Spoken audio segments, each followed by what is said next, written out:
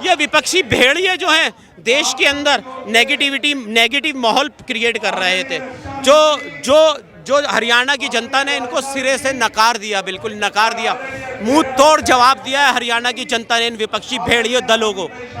मोदी जी ना तो कमजोर थे और ना होंगे, और मोदी जी का कद हमेशा बढ़ता रहा और बढ़ेगा।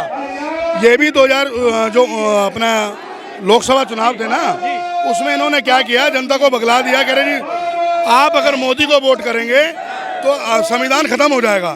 तो इसलिए जनता थोड़ी सी बहक गई, लेकिन जनता को अब समझ आ गया है कि हमें मोदी जी के साथ ही चलना चाहिए, क्योंकि सबका साथ सबका विकास मोदी जी ही कर सकते हैं और कोई पार्टी नहीं कर सकती। राहुल गांधी भी इससे पहले भी कह रहे थे कि मैंने मोदी जी के 56 इंच की छाती पहले देखी थी, अब सिकुड़ गई है, कमजोर हो गए हैं, डर गए, घबरा गए। इस बार तो ये खेल ही पूरा का पूरा उल्टा हो गया। देखिए, जिसकी छाती ही नहीं है वो दूसरे की बात क्या करेगा। तो वो लोग हैं जिनका ना कलेजा है ना छाती है।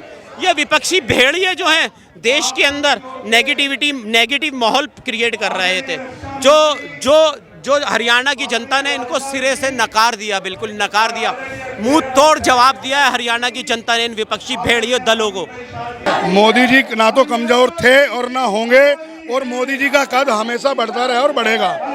ये भी 2000 जो अपना लोकसभा चुनाव थे ना, उसमें इन्होंने क्या किया, जनता को बगला दिया, कह रहे जी आप अगर मोदी को वोट करेंगे तो संविधान खत्म हो जाएगा। तो इसलिए जनता थोड़ी सी बहक गई, लेकिन जनता को अब समझ आ गया है कि हमें मोदी जी के साथ ही चलना चाहिए, क्योंकि सबका साथ सबका विकास मोदी जी ही कर सकते हैं और कोई पार्टी नहीं कर सकती। राहुल गांधी भी इससे पहले भी कह रहे थे कि मैंने मोदी जी के 56 इंच की छाती पहले देखी थी, अब सिकुड़ गई है, कमजोर हो गए हैं, डर गए, घबरा गए। इस बार तो ये खेल ही पूरा का पूरा उल्टा हो गया। देखिए, जिसकी छाती ही नहीं है वो दूसरे की बात क्या करेगा। तो वो लोग हैं जिनका ना कलेजा है ना छाती है।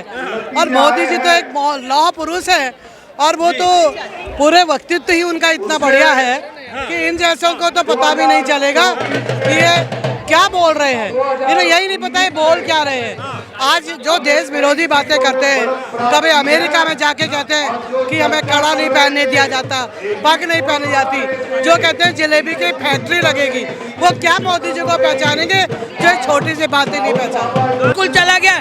पप्पू क्या करेगा? पप्पू और केजरीवाल दोनों है। एक शराब के ठेके और भ्रष्टाचार को लेगा, एक जातिवाद को लाएगा। जातिवाद को कोई नहीं मानता। मोदी जी किसके साथ ने किया? कौन हमारी राष्ट्रपति देख लो, छोटे से लेके ऊपर तक उन्होंने सबको उठाया। तो एक प्रधानमंत्री बनने के लिए पप्पू जी आपको अपनी सोच को बदलना होगा। आपने बुरी तरह हरियाणा में आपने बोला था हमारी सरकार बनेगी, हमारी सरकार 54 सीट लाएंगे। पब्लिक ने ऐसा थप्पड़ मारा, आप नीचे गिर गए। अभी आपको क्या लग रहा है, अरविंद केजरीवाल जी बार बार ये नसीहत दे रहे हैं कांग्रेस पार्टी को कि अति आत्मविश्वास नहीं होना चाहिए था, भाजपा जो है इसको ये ओवर कॉन्फिडेंस में रहे कांग्रेस पार्टी, उसका फायदा मिला है भाजपा को किसी का कोई फायदा नहीं मिला है। भाजपा भारतीय जनता पार्टी अपने कामों के ऊपर जीत रही है। यार कितनी बार बोलूंगा मैं, ये जितने भी विपक्षी दल हैं ये कह रहे हैं कि जो भाजपा के जो पूर्व मुख्यमंत्री थे उनसे लोगों में उनके प्रति लोगों में नाराजगी थी। नायब सिंह सैनी को जो है एकदम जो ये पैराशूट लैंडिंग करी है, इसका फायदा भी मिला है। हाँ, थोड़ा बहुत फायदा मिला है, बाकी तो फेस नरेंद्र मोदी जी का ही है, नरेंद्र मोदी जी का ही फेस है, क्योंकि 2014 से भारतीय जनता पार्टी नरेंद्र मोदी जी के फेस पर इलेक्शन जीतती। ये जो राहुल गांधी की जो जाति की जनगणना का जो मुद्दा था, ये कह रहे हैं कि उसका भी कोई खास असर जो है वो नहीं पड़ा है। तो ये भाजपा कह रहे हैं कि इन्होंने ये पूरी कम्युनिटी जो है उस पर पकड़ बना ली है। ओबीसी के साथ साथ जो है स्वर्ण वोट बैंक तो है ये भाजपा का, ओबीसी फैक्टर भी काम आ गया। असल में मैं फिर कह रहा हूँ आपसे, देश की जनता को और देश की जनता को पूरे 65 साल इस कांग्रेस और निकम्मी सरकार और विपक्षी दल ने इस देश को बर्बाद करके रख रखा था। SC ST दलित और क्या नाम है इसका मुस्लिम, इनकी तो हालत ही बिगाड़ के रख रखी थी इस कांग्रेस सरकार ने। आज इस 10 साल के अंदर नरेंद्र मोदी जी ने देश की दशा और दिशा दोनों बदल दी है। 140 करोड़ जनता को नरेंद्र मोदी एक साथ लेकर चल रहे हैं, और 140 करोड़ जनता के लिए भारतीय जनता पार्टी काम कर रही है, उसमें किसी समाज को नहीं छोड़ा जा रहा है। दिल्ली के चुनाव है, क्या लग रहा है उसमें वोट का जो है फर्क पड़ेगा यहाँ पर हरियाणा के चुनाव की चिंता? भाई हरियाणा के चुनाव से फर्क पड़े ना पड़े, लेकिन हमें इतना विश्वास है कि भारतीय जनता पार्टी 2025 के अंदर दिल्ली के अंदर सरकार बनाने जा रही है। बिल्कुल जा रहे हैं। केजरीवाल जी कहते हैं मैं हरियाणा का बेटा हूं, लेकिन इस बार तो बेटे का बिल्कुल भी स्वागत नहीं हुआ है, खाता ही नहीं। ये कभी दिल्ली के बेटे बन जाते हैं, कभी पंजाब के बेटे बन जाते हैं, कभी हरियाणा के बेटे बन जाते हैं। मुझे यही नहीं पता है इनके वालिद कितने हैं, मुझे यही नहीं पता इनके वालिद कितने हैं। अबे यार बेवकूफ़ी वाली बातें मत करो। दिल्ली को बर्बाद कर दिया है, पंजाब को बर्बाद करने में लगे हुए हो। पंजाब की जो जनरेशन है उसको बर्बाद करके रख दिया। आज नशे के अंदर पूरा पंजाब घिरा हुआ है। दिल्ली को बोल रहे थे हम नशा मुक्त बनाएंगे, पंजाब के दिल्ली के अंदर 750 ठेके, याद है आपको? इस केजरीवाल सरकार ने दिल्ली के अंदर 750 ठेके खोले थे, कमर्शियल एरिया में नहीं, रेसिडेंशियल एरिया में, हमारे घरों के पास, हमारी दुकानों के पास, जिससे हमारी बहन बेटियां सुरक्षित नहीं थी। लोग एक के साथ एक फ्री दे रहा था। अरे यार 1 किलो चावल के साथ 1 किलो, हमारे दिल्ली की जनता को 1 किलो चावल के साथ 1 किलो चावल फ्री चाहिए थे, 1 किलो दूध के साथ 1 किलो दूध फ्री चाहिए था, 1 बोतल के साथ 1 बोतल फ्री नहीं चाहिए थी। तुमने 1 बोतल का जो ये लालच तुमने दिल्ली की जनता को दिया था, दिल्ली की जनता ने वही इनकी एक बोतल के साथ 1 फ्री। उसने जो शराब पीता है, जो एक बोतल पीता है, वो 2 बोतल पिएगा। जब 2 बोतल पीकर जब वो रोड पे जाएगा तो हमारी बहन बेटियों को भी परेशान करेगा, अपने घर वालों को भी परेशान करेगा। दिल्ली के माहौल को खराब करके रख दिया था इस केजरीवाल सरकार। कहते हैं कि भाई 56 इंच की छाती मोदी की पहले थी, ये मानते हैं वो, लेकिन अभी नहीं रही है। कह रही लोकसभा चुनाव के बाद में जो माहौल बना उसमें कह रहे कि सिकुड़ गई छाती, और ये मैंने किया है, और मनोवैज्ञानिक तौर पर तो मैंने मोदी को तोड़ के रख दिया। असल में इनको शुरू से ही पता है कि जो 56 इंच की छाती वाला है ना, क्योंकि मैं जो है जंगल के शेरों की और शहर के भेड़ियों की सारी नस्लों को जानता हूँ। इन विपक्षी दलों को सबों को जानता हूँ मैं, क्योंकि इन्होंने देश को बर्बाद करके रखा था। आवाज़ जो किया है सिर्फ नरेंद्र मोदी जी ने किया है। मैं देश की जनता से फिर अपील कर रहा हूँ एक बार हाथ जोड़कर कि भारतीय जनता पार्टी की सरकार दिल्ली के अंदर पूरे देश भर में बनाए और भारतीय जनता पार्टी और अपने देश का विकास कराए। हम जनता को बहुत धन्यवाद कहना चाहते हैं, और हिंदू अब जाग चुका है। बस दिल्ली की अब बारी है, जीत की तैयारी है। दिल्ली की बारी है। हाँ, पूरे हरियाणा में ये कांग्रेस पार्टी, क्या लग रहा है आपको, अगर ये गठबंधन कर लेते हैं आम आदमी पार्टी और कांग्रेस पार्टी, तो शायद कुछ और नहीं। अब हिंदू जाग चुका है, वो सब देख रहा है। और मैंने वही पहली बार बोला कि दिल्ली की अब बारी है, जो हरियाणा की उससे और बहुमत से हम जीत के आएंगे। मोदी जी कर सकते हैं, वो कोई नहीं कर सकता। मोदी जी ने बहुत कुछ करा है। महिलाओं के लिए 33% की छूट दी है, हर चीज की छूट दी है। हम मोदी जी के संग हैं, और सबसे बड़ी बात हमारा राम मंदिर बना दिया उन्होंने। हर मंदिर में सब कुछ बहुत अच्छा करा है। लेकिन हरियाणा के चुनाव में कह रहे थे कि ये पहलवान जो कांग्रेस पार्टी ज्वाइन किए हैं, किसानों का जो प्रोटेस्ट हुआ था, ये जो अग्निवीर की योजना है, इसके नाराजगी है, इसका किसान कहीं नहीं है, वो सारे उग्रवादी बैठे हैं। वो कोई किसान नहीं है वहाँ पे, वहाँ सारे उग्रवादी बैठे, एक भी किसान नहीं है। किसान सब काम करते हैं, किसान खेतों में काम करते हैं, किसान खेतों में काम करते हैं, ठीक है।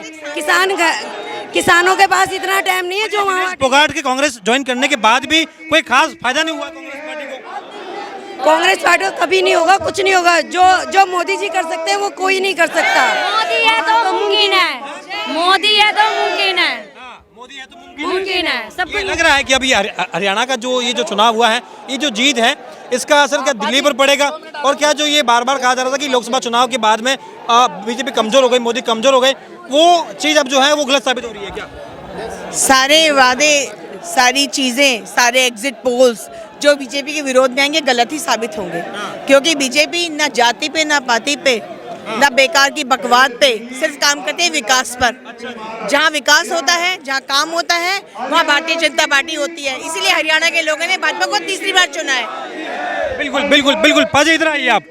क्या नाम है आपका? मेरा नाम गुरजीत सिंह सिद्धू है। गुरजीत जी, ये जो इस बार हरियाणा का जो परिणाम आया है, एक तो ये कहा गया था कि भाई लोकसभा चुनाव के बाद में भाजपा जो मोदी जी के नाम पर जो सीटें 400 पार नहीं हो पाई है, तो कह रहे थे कि ये संकेत है कि भाई साहब आप मोदी का ऑरा जो है 14 और 19 वाला नहीं रहा है, 24 का जो मोदी है वो पहले के मोदी से कमजोर है। लेकिन ये वाली जीत के बाद लग रहा है कि वो तमाम दावे झूठे साबित हैं। हरियाणा के अंदर भी तो अग्निवीर का मुद्दा उठाया था, ये किसानों का मुद्दा उठाया था। हरियाणा के अंदर भी तो पहलवान तो ज्वाइन कर लेते, इस नाम पर ज्वाइन कर लेते कि हमारा अपमान होता है, दिल्ली में अपमान होता है।